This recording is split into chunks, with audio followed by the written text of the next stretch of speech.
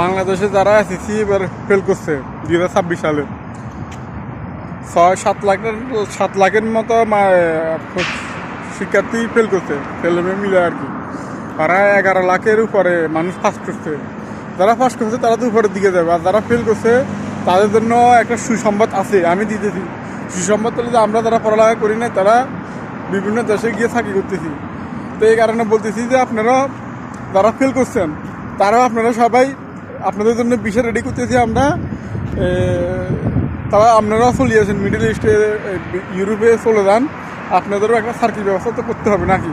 এই জন্য আমরা চিন্তা করছি, তারপরে আত্মীয় আছে তারপরে ফোন দেন যে আমি বিদেশ আসবো, আর কী করবেন, বিদেশ আসবো করি এখন ফোন দেন, তাহলে বিদেশ আসি কাম করেন, তাহলে ভালো হবে। কারণ আপনারা ফেল করছেন, কী করবেন, আর ওটার মনে তো চান্স নাই।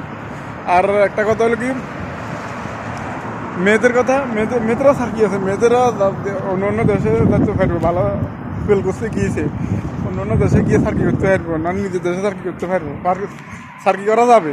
এই কারণে বলতেছি যে যারা ফেল করছে তারা সবাই বিভিন্ন দেশে গিয়ে চাকরি করেন, আর নাহলে আমার কাছে বলেন, আমি ভিসা দিই, চলে আসেন।